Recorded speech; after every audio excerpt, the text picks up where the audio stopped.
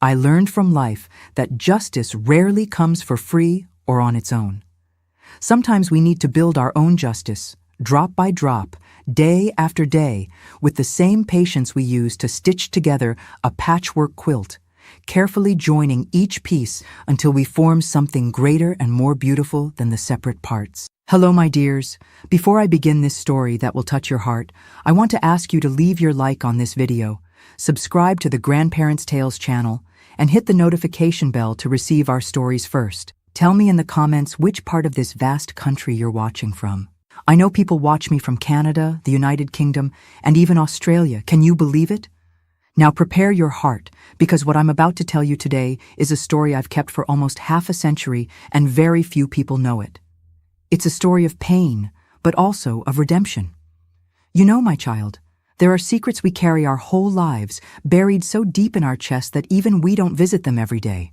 But there comes a time when we feel we need to tell them before the wind carries them away with us. Today, I've decided to break this decades-long silence. Look at me. What do you see? An old lady of 87, hair white as cotton, hands wrinkled and marked by time, in a simple house in Appalachia, rural Kentucky. Well, this old lady, you see, has a story no one would imagine. My name is Eleanor Payne, better known around here as Miss Ellie or Ellie of the Herbs, because I know every medicinal plant in these mountains like the back of my hand. I was born in 1938, in a time when women had neither voice nor choice, when a girl was worth less than a calf, when our function was merely to obey. First to our father, then to our husband. That was the world I grew up in. Daughter of poor farmers, I helped in the fields since I can remember. I only studied until the 3rd grade because my father said a woman doesn't need education to cook and bear children. I married young, at 16, to Joshua, a good, hard-working boy from a well-known family in the region. It wasn't for love. In those days, few people had that luxury. It was arranged, out of necessity, out of destiny. But I was lucky. Joshua was different from most men of that time. He never raised a hand to me. He respected me, treated me as an equal. We worked together on our small farm, planting corn, beans, potatoes, raising some chickens and pigs. It wasn't a life of riches, but it was honest and dignified. In 1957, I discovered I was pregnant.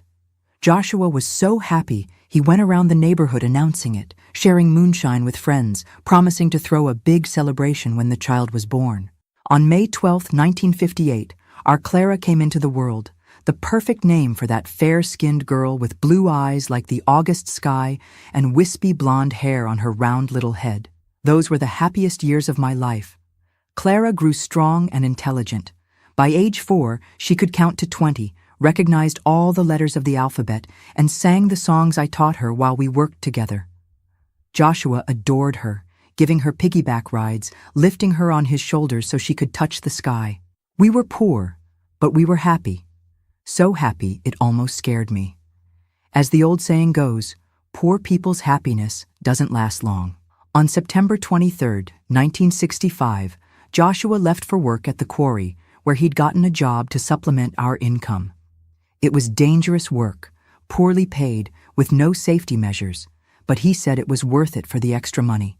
With it, he could buy better school supplies for Clara, who dreamed of having new notebooks like the town children.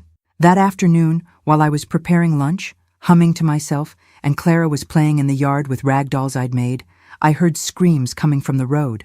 I ran to see what it was, and saw 3 men carrying Joshua on an improvised stretcher. His body was covered in blood. A large piece of rock had collapsed on him while he was working.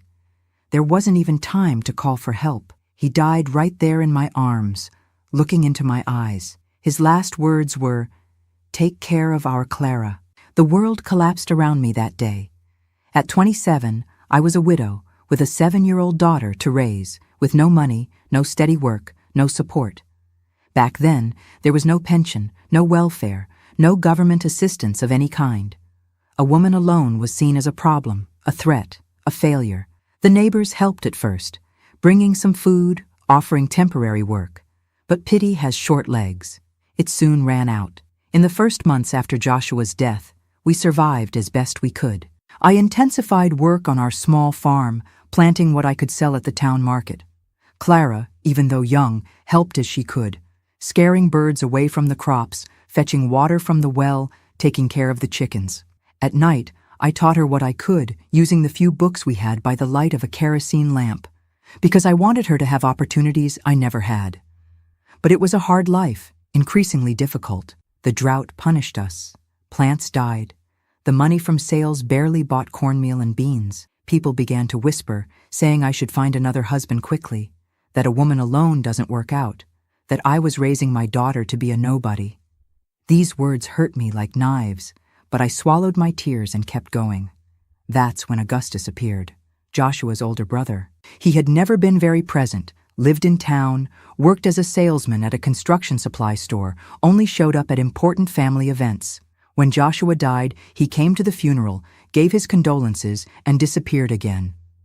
But now, almost 8 months later, he was back, standing at my door, a tall man with broad shoulders, thinning hair, thick mustache, a gaze that couldn't fix on one spot. "I've come to fulfill my family obligation," he announced, entering without waiting for an invitation. "A man has to look after his own, and you're my family now that Joshua is gone." Augustus was about 40, never married, which was strange by the standards of the time. Some said it was because he was too demanding, others whispered that he had a strong temper and no woman could stand him. He explained that he had gotten a transfer at work, that he would now live in the nearest town, just an hour's walk from our house, and that he had come to put things in order. I confess that at first I felt relief. A family man willing to help, to protect, to ensure we wouldn't go without. It seemed like the answer to my prayers. The parish priest, when he found out, came personally to tell me it was divine providence manifesting, that Augustus was fulfilling the Christian role of caring for widows and orphans. Clara, however, didn't seem to share this enthusiasm. From the first moment, she showed fear of her uncle. When he approached, she moved away. When he tried to show affection, she shrank back. When he brought a gift, candy, a hair ribbon, she thanked him with cold politeness and quickly put the item away as if it were contaminated. "What's wrong, girl? Why do you act this way with your uncle, who only wants what's best for you?" I asked one night while helping her prepare for bed. "I don't like the way he looks at me, Mama," she answered, her voice so low I could barely hear. "It's different from how Daddy looked." I should have paid more attention to those words, should have trusted my daughter's pure and unfiltered intuition. But I was so worried about our survival, so relieved to have someone to help, that I pushed that concern to the back of my mind. "It's just because you're not used to him yet," I said, kissing her forehead. "Soon you'll see he's a good man who only wants what's best for us." Another mistake. How many mistakes can a mother make before it's too late?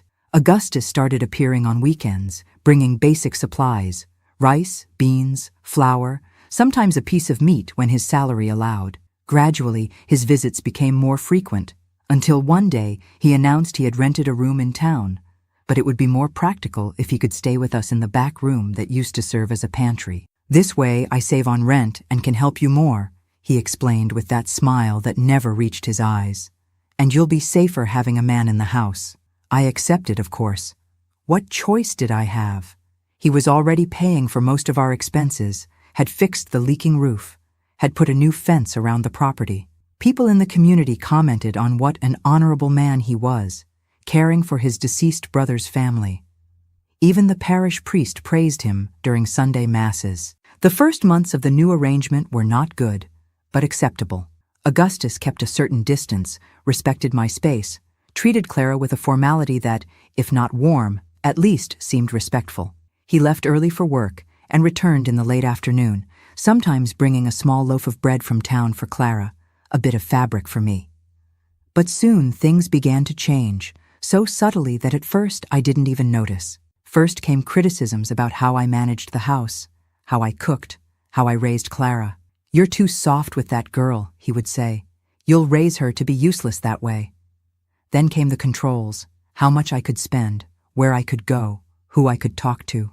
"I'm paying the bills here. I have the right to know where my money is going," he justified. And it was true.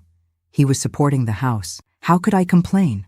The changes in his behavior toward Clara were even more gradual, more insidious.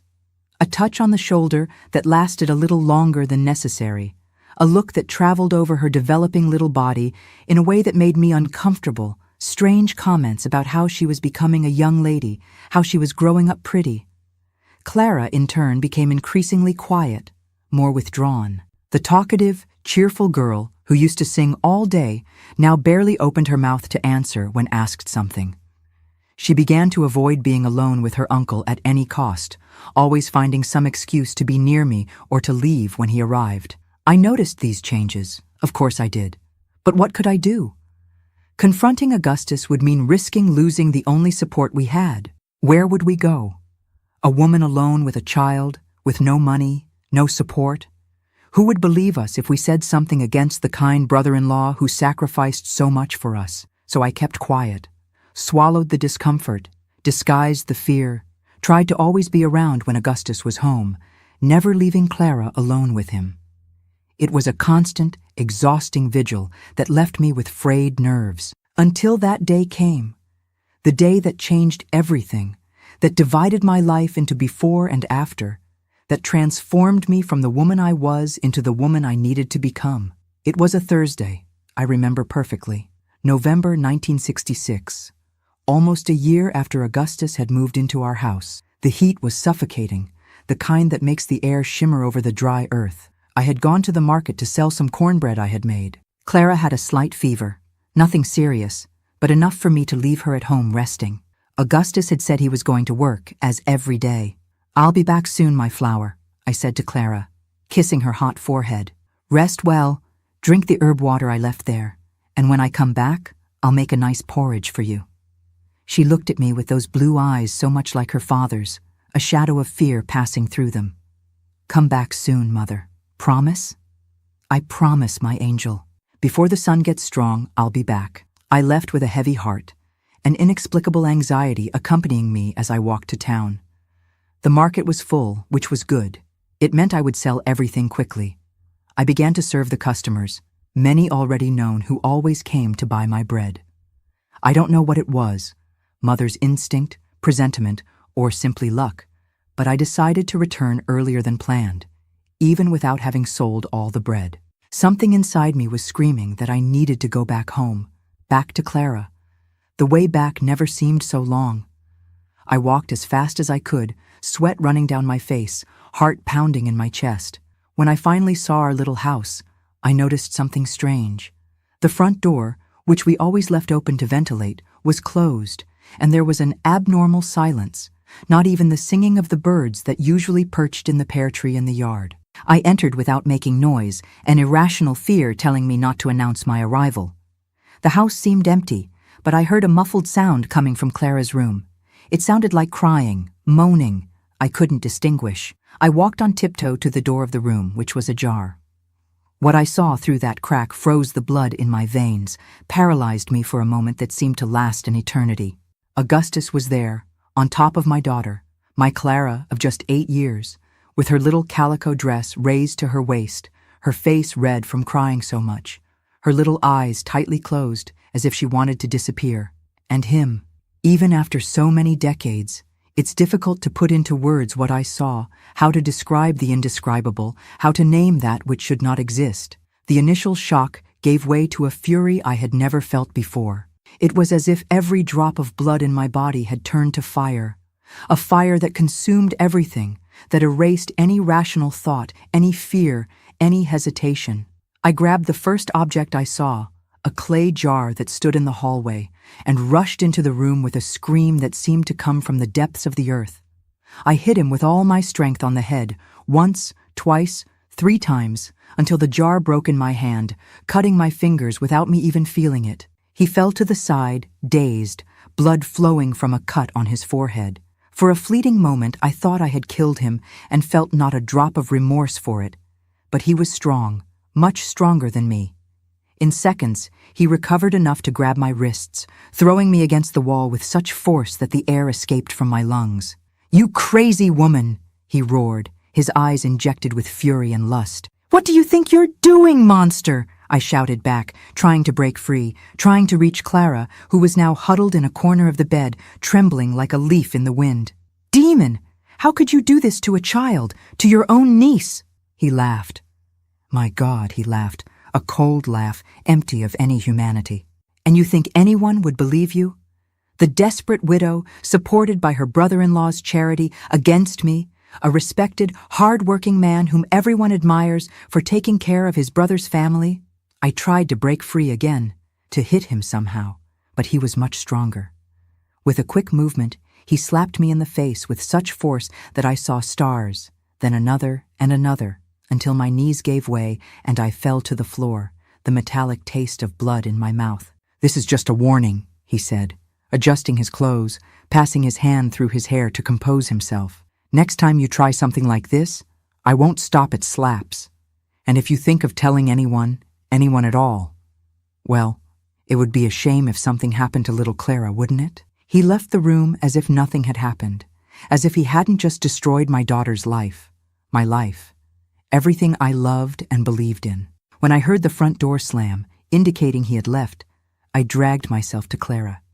She was still in that corner, her eyes glazed over as if her soul had left her body, leaving only an empty shell. I took her in my arms, cradling her as when she was a baby, my tears falling on her fair hair. "It's over, my love," I whispered, even knowing it was a lie. "Mama is here now. He won't hurt you anymore." But he had hurt her in a way that no embrace, no words of comfort could heal. And the terrible truth is that I couldn't guarantee it wouldn't happen again. Augustus was right. Who would believe us? Who would help us against him? That night, after managing to get Clara to sleep with chamomile tea strong enough to ensure she wouldn't have nightmares, I sat on the edge of the improvised bed I had made for myself on the floor of her room. I would no longer sleep separated from her, not while that monster lived under the same roof. I spent hours thinking, planning, considering every possible option. Run away? Where to? With no money, no destination, no one to take us in. Report it? To whom? At the nearest sheriff's office. The sheriff was Augustus's friend. They played cards together on Sundays. The church? The priest who praised my brother-in-law's Christian spirit so much? I began to understand what so many women before me had discovered in the worst way possible. That the world was not structured to protect us. That justice was rarely on our side.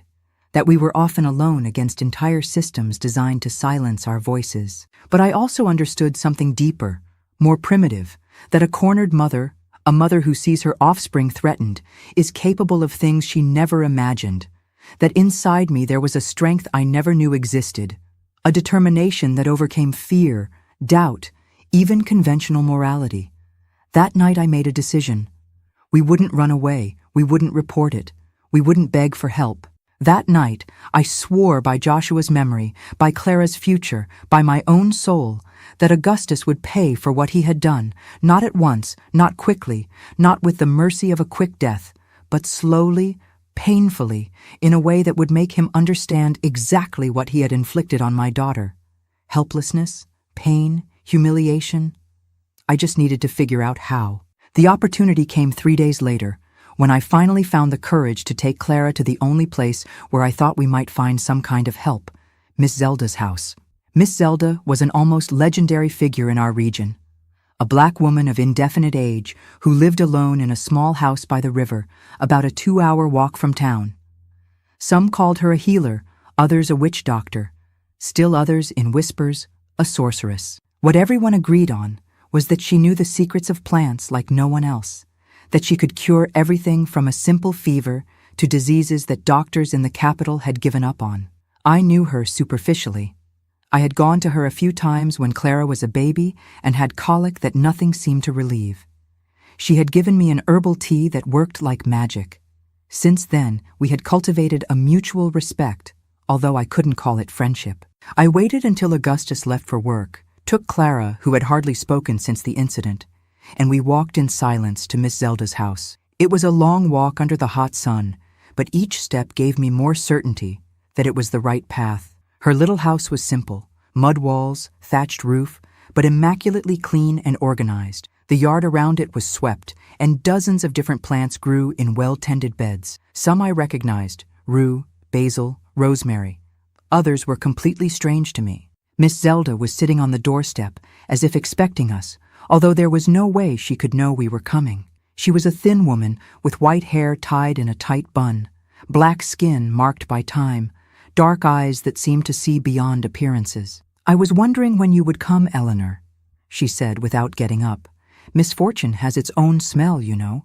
You can feel it from far away." I didn't ask how she knew my name. I had never formally introduced myself in previous times, nor did I question how she seemed to know something terrible had happened.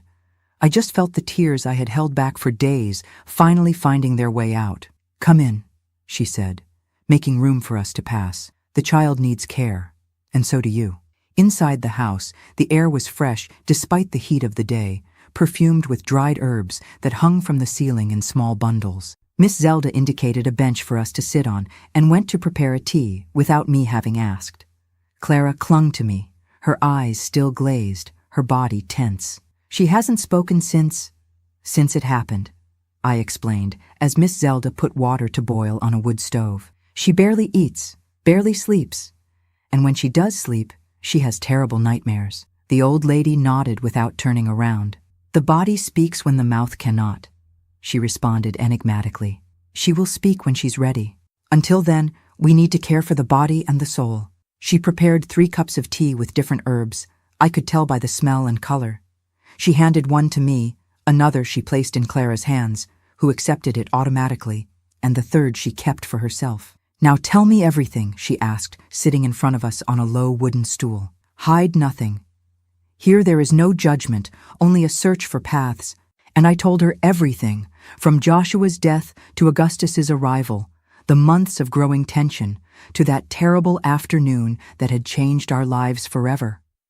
I spoke of his threats, of the fear we felt, of the lack of options I saw ahead. Miss Zelda listened to everything in silence, without showing surprise or horror, as if she had heard stories like this 1,000 times before, and perhaps she had. When I finished, she was silent for a long time, just observing Clara, who had drunk the tea and now seemed more relaxed, almost sleepy. "What do you want, Eleanor?" she finally asked, her dark eyes fixed on mine. "Justice," I answered without hesitation. "What kind of justice? That of men, with their laws written by them for them, or the more ancient justice, that which comes from the earth, from blood, from pain transformed into strength?" I felt a shiver run down my spine. I knew exactly what she was talking about, though I had never put it into words before. "I want him to pay," I finally said. "Not with a quick death. That would be too merciful. I want him to suffer as he made my daughter suffer. I want him to lose everything he values, his strength, his independence, his control. I want him to be at the mercy of others, helpless as my Clara was at his mercy." Miss Zelda nodded, a small smile forming on her thin lips. "Then it will be a long path, my daughter. A path that will require patience, determination, and sacrifices that perhaps you don't even imagine yet. Are you sure you want to follow it?" "I am," I answered without hesitation. "For Clara, I would do anything."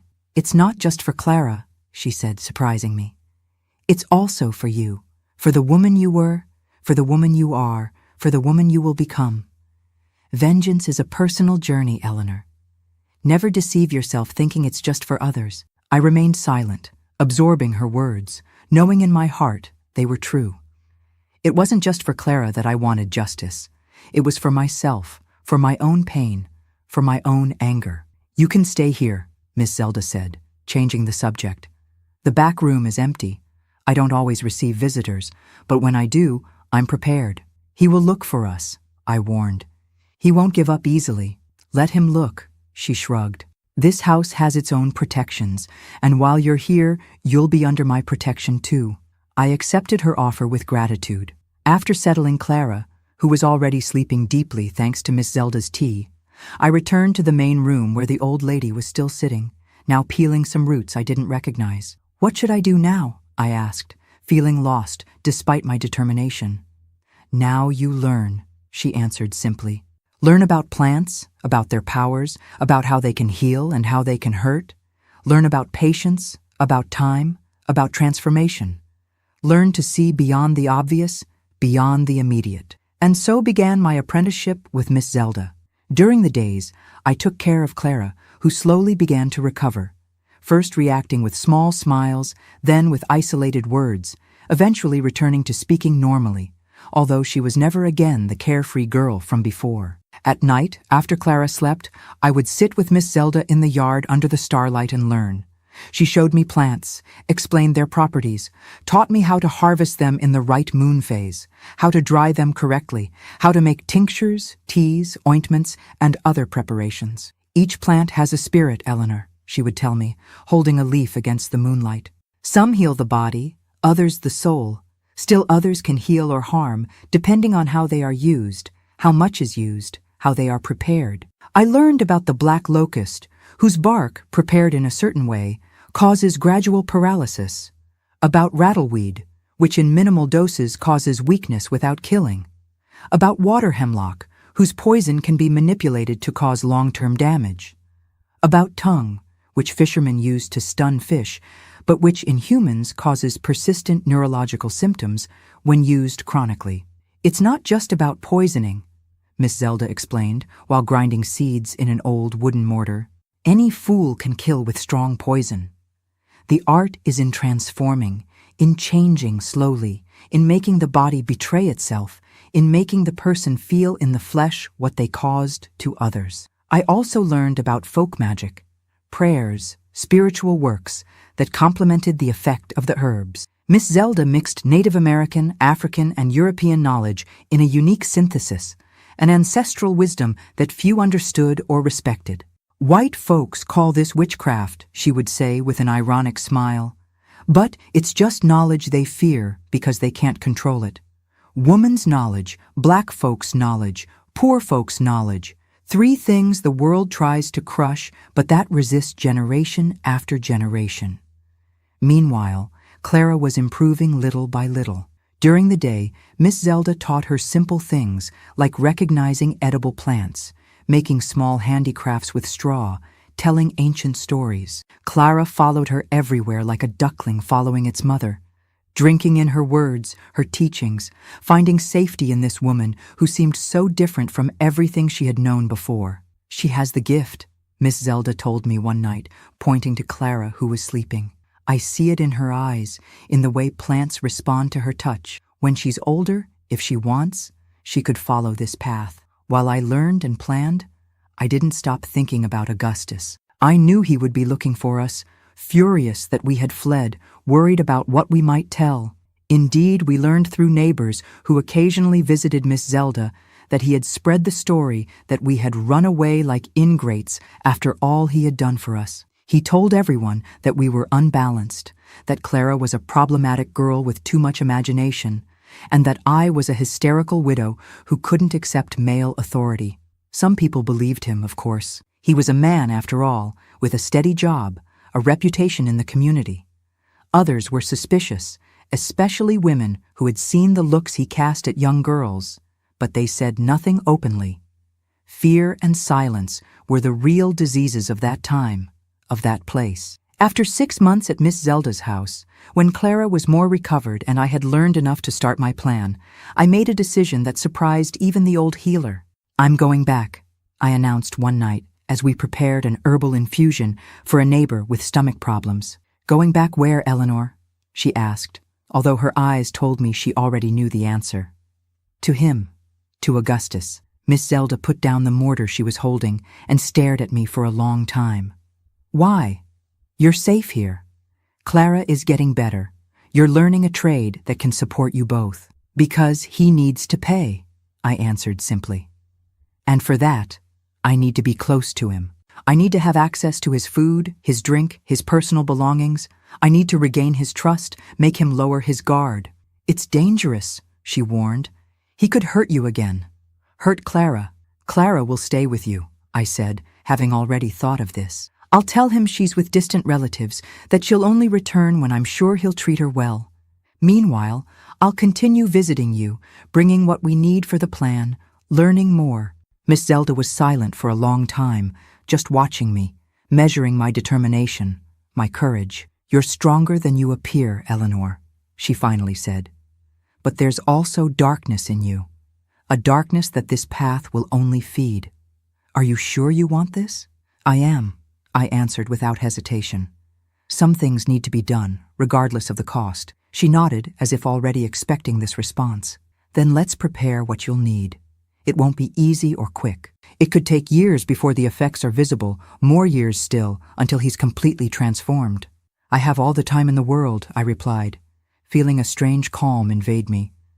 And each day of waiting will be worth it for each moment of justice in the end. In the following weeks, we carefully prepared everything.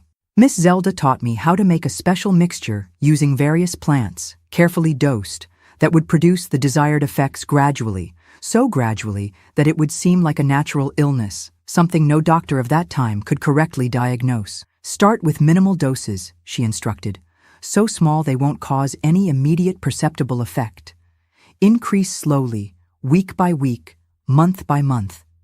The body needs to get used to the poison, incorporate it slowly without violent rejection.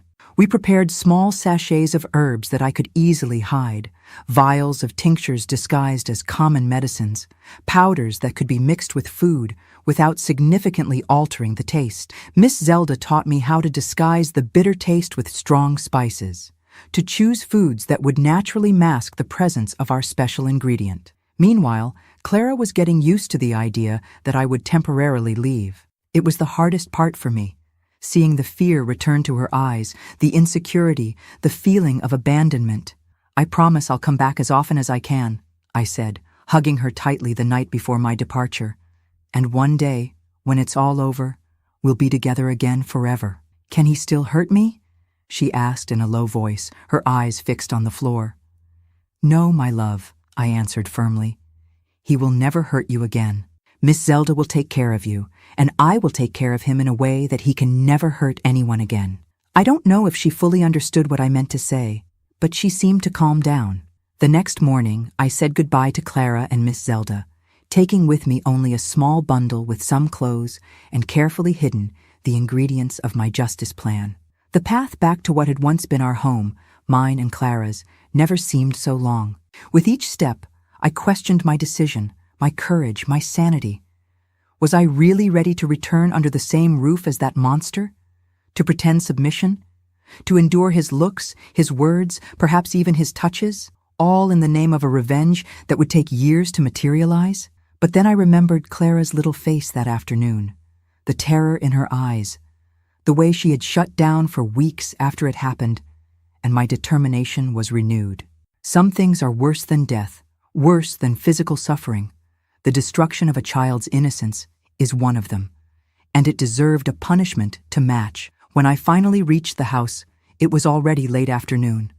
I knew Augustus would be returning from work soon. I entered using the key I still had, and the house looked exactly as we had left it months ago, except for the layer of dust that covered everything, the dirty dishes piled in the sink, the empty moonshine bottles scattered on the floor. Without Clara to care for, without me to clean and cook, Augustus had apparently let the house gradually deteriorate. That gave me a small satisfaction, knowing he needed us more than he wanted to admit. I began to clean, wanting to be busy when he arrived, wanting to appear useful, necessary. I was sweeping the living room when I heard his steps on the porch, the creak of the door opening. "What the devil?" he muttered upon seeing me. I forced the most humble expression I could, lowering my eyes as I had seen so many women do before. "I've come back, Augustus," I said in a low voice, "if you'll still have me." He stood in the doorway for a long moment, studying me, trying to understand if it was some kind of trap. "Where's the girl?" he finally asked. "Clara is with relatives," I lied easily. "Distant cousins of Joshua's who live in Tennessee. I thought it was better that way, at least for now. Until things between us are better." He smiled, that smile that gave me chills. "So you realized you have nowhere to go, didn't you? That nobody wants a penniless widow with a child to raise?" I swallowed my pride, my anger, everything I felt, and nodded meekly. "You were right, Augustus. I was ungrateful after everything you did for us. Clara had some nightmares, made up some stories. You know how children are. I believed her and acted impulsively. But now I see I was wrong. He laughed, a laugh of triumph, of superiority. It was exactly what his ego wanted to hear, that I was wrong, that he was right, that I had realized my place. "And what makes you think I would take you back?" he asked, crossing his arms. "After that ridiculous scene you made, attacking me, accusing me of absurd things?" "I have nowhere to go," I replied, keeping my eyes down. "I'm sleeping in a barn, doing heavy work for almost nothing. The relatives who took Clara don't have the means to shelter me too." He approached, lifting my chin with a rough hand, forcing me to look into his eyes.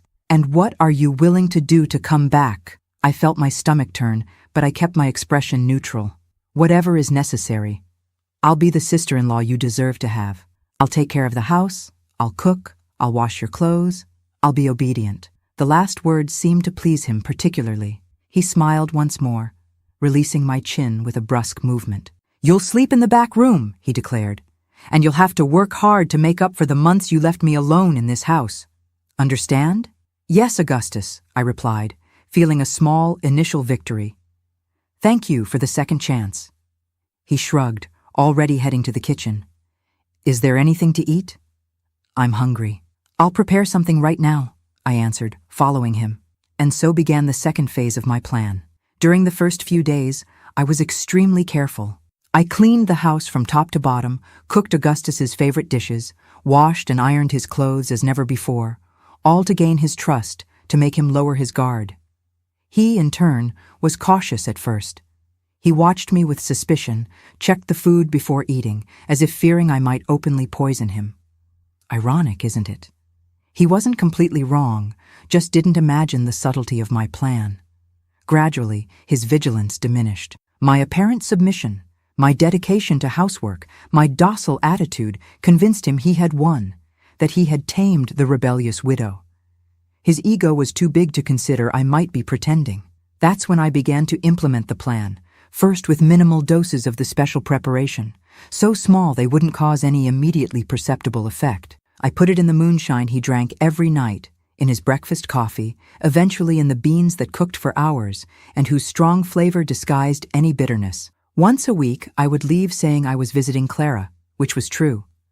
I spent the day at Miss Zelda's house, telling my daughter invented stories about how things were improving, about how one day she could return, while simultaneously reporting to the old healer on the progress of our plan and picking up more supplies.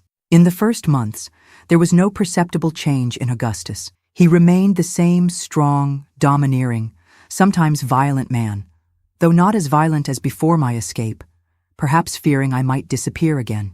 It was around the 6th month that the first symptoms began to appear, subtle, almost imperceptible to anyone not looking for them. A slight tremor in his hands when holding a fork, an occasional loss of balance when getting up too quickly, more pronounced fatigue after work. "Are you feeling all right, Augustus?" I asked one day with fake concern when I heard him drop the spoon during dinner. "Of course I am," he answered irritably. "I'm just tired. Work at the store has been heavy." "Maybe you should rest more," I suggested, serving a bit more beans on his plate. Beans carefully seasoned with my special ingredient. "You're not as young as you used to be." He gave me an irritated look. He hated any mention of his age, but didn't respond, just continued eating, not knowing that each forkful took him one step closer to the fate I had planned for him. As months turned into years, the symptoms gradually intensified. The tremor in his hands became more pronounced, to the point where he began to spill drinks when trying to pour a glass. The fatigue deepened, making him return from work increasingly exhausted.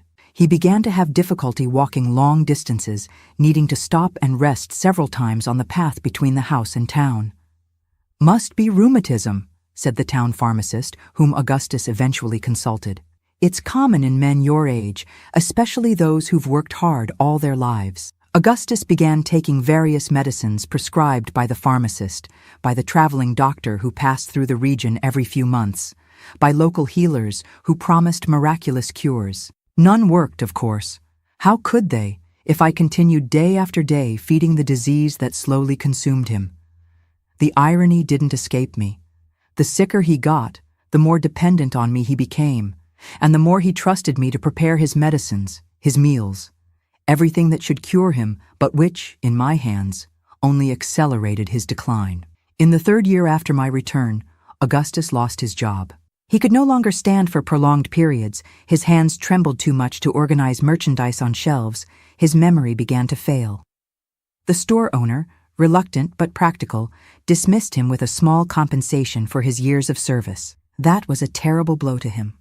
His identity was deeply tied to his work, to his ability to be the provider, the man of the house. Now he was confined at home, dependent on the small garden I cultivated, on sewing work I began to do for neighbors, on handouts disguised as gifts that some acquaintances occasionally brought. "What's happening to me, Eleanor?" he asked me one night, his voice trembling not from emotion but from the same tremors that now affected his entire body. "Why does nothing work? Why does it only get worse?" "I don't know, Augustus," I lied, helping him settle into bed, adjusting pillows behind his back so he would be more comfortable. "But I'm here to take care of you.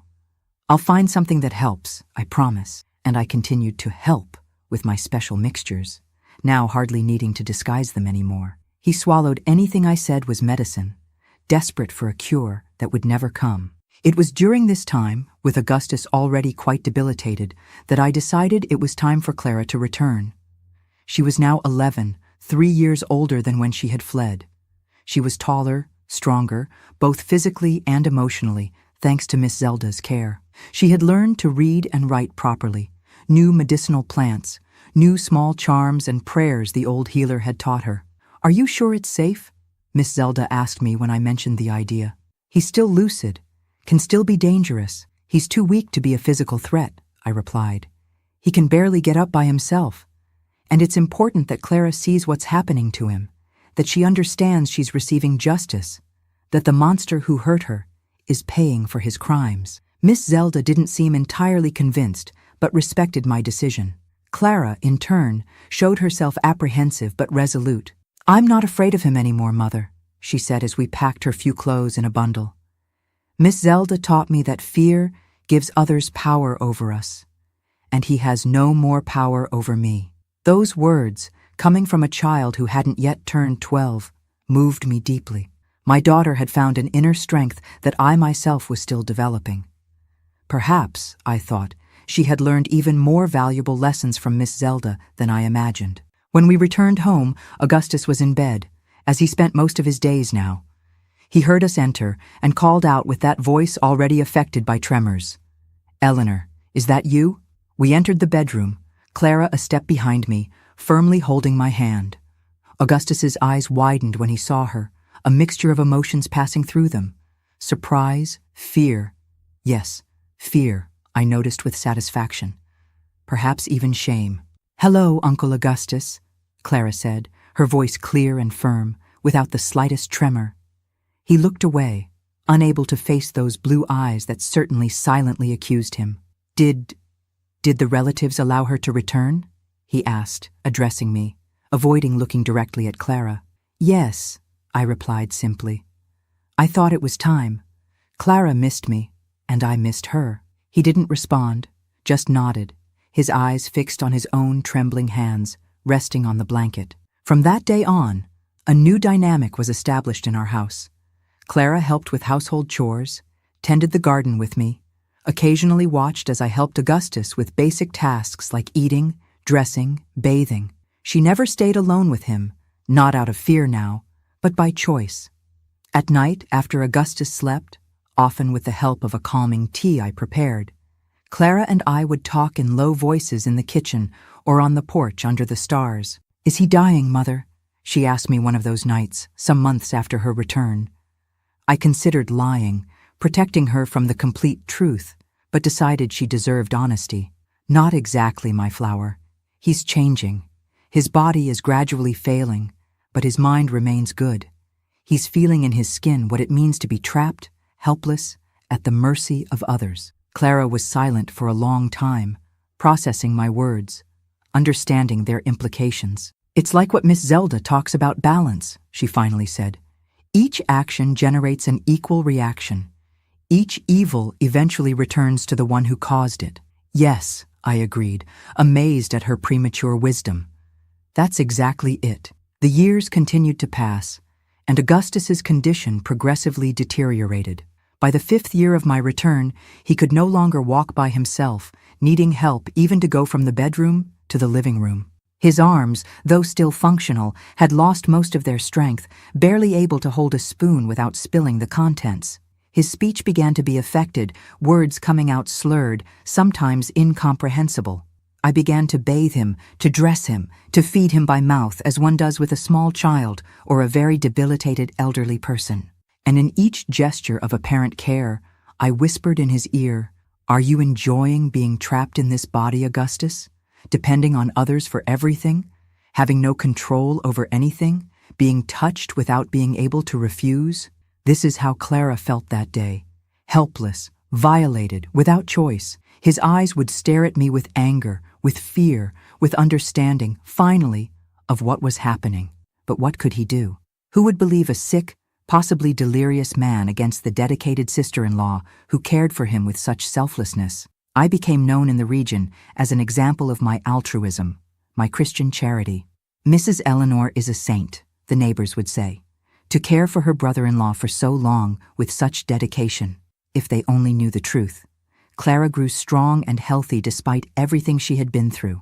She was a serious teenager, mature beyond her years, with a knowledge of medicinal plants that rivaled my own. She began to help me in my small home remedy business that now supported our household, since Augustus could no longer work. At some point in the 7th year, when Clara was already 15, I made a decision. "I think it's time to tell her the complete truth," I said to Miss Zelda during one of my regular visits. "About what we're doing, about how we're really treating Augustus." The old healer, now even more wrinkled, her hair completely white, looked at me with those eyes that seemed to see through the soul. "Are you sure? It's a heavy burden to place on a young woman's shoulders." "She already knows in a way," I replied. "She's too intelligent not to have connected the dots. And I think she deserves to know she's receiving justice, that we're not just watching a natural disease take its course." Miss Zelda nodded slowly. "Perhaps it is indeed time. But be careful with the words you choose. There's a fine line between justice and vengeance, between strength and cruelty. Clara is forming her worldview now, and you are her main model."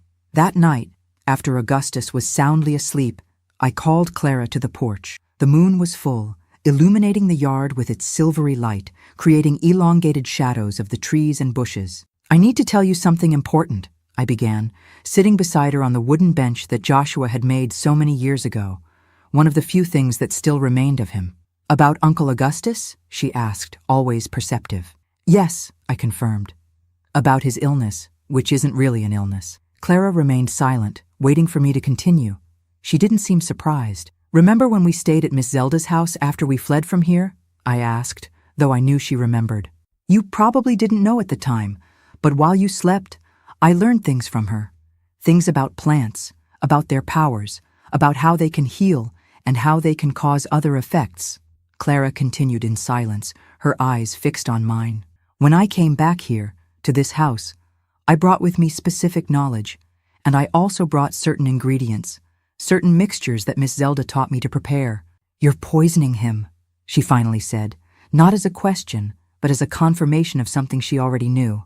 "Not to kill him," I quickly clarified, "to transform him, to make his body gradually fail while his mind remains aware, so that he experiences what it's like to be trapped, helpless, with no control over his own destiny, so that he feels in his skin what he made you feel that day."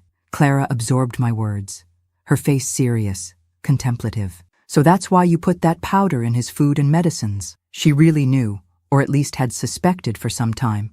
"Yes," I admitted. "It's a special mixture made with knowledge few have. It acts slowly, without killing, just transforming." "It's working," she observed. "He can barely move now, needs help for everything." "That was the goal," I confirmed. "I didn't want him to die quickly. That would be too merciful. I wanted him to really understand what it means to have control taken away from you, to have your body used against your will." Clara was silent for a long time, just looking at the full moon. When she finally spoke, her voice had a maturity that surprised me. "Miss Zelda told me once that justice without compassion becomes just another form of cruelty, that we should seek balance, not just vengeance." I felt something strange in my chest, shame, doubt, I couldn't say. "Do you think I've gone too far?" I asked, genuinely interested in her response. She considered the question carefully before answering. "I don't know, Mother. He did something terrible, something unforgivable. He deserves punishment. But I also wonder how long this punishment should last. When is it enough? When does justice transform into something else, darker?" I had no answer to these questions. They were the same ones that occasionally haunted me on sleepless nights. When I would lie listening to Augustus's moans of pain in the next room. When I began, I was so certain, so sure of the justice of what I was doing. But now, seeing that wisdom in my daughter's eyes, something inside me began to change. "You're right, my daughter," I finally replied. "There's a line that divides justice and vengeance, and perhaps I crossed that line a long time ago. But I don't know how to stop anymore." Clara took my hands between hers, the hands of a young woman who already knew so much of life's harshness. "We can find a path together, Mother," she said. "Not to forgive him, never that, but to free ourselves." In the following weeks, I gradually reduced the doses of the preparation in Augustus's food. Not enough for him to improve. The damage was already permanent, but at least so that he wouldn't get worse more rapidly. Clara, in her silent, observant way, began to help in caring for him, not out of affection or forgiveness, but from a greater understanding than I myself could have at that moment, that becoming like him, cruel and merciless, would be the true defeat. In the 10th year after my return, when Clara was already 18, Augustus was completely incapacitated.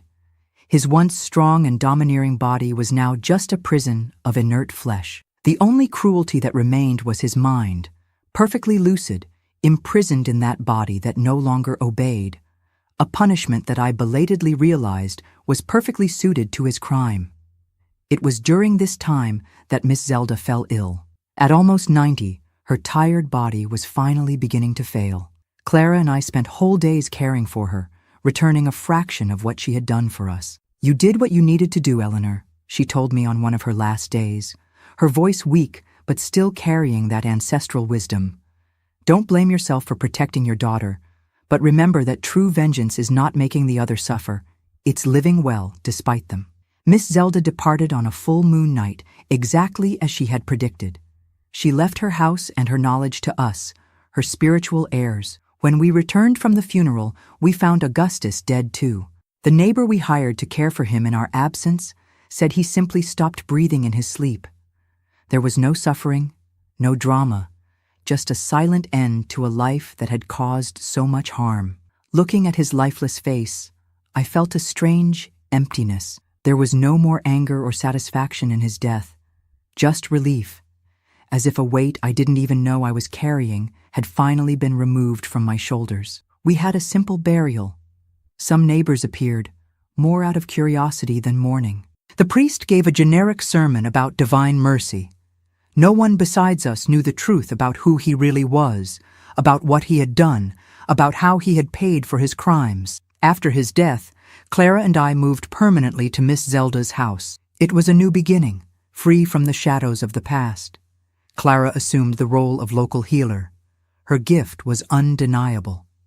I helped her, but increasingly, it was she who led, who received people seeking healing, advice, comfort. With time, Clara married a kind young man from the region. They had children who grew up hearing stories about plants, about cures, about respect for nature and for the weaker. We never told them the complete story about their great-uncle Augustus. Some stories don't need to be perpetuated. As for me, I never married again, not out of bitterness or distrust, but because I already had everything I needed. My daughter, my grandchildren, my knowledge, my peace. And perhaps, in some strange way, Augustus taught me my most valuable lesson, that true strength isn't in dominating, controlling, hurting, but in resisting, surviving, transforming.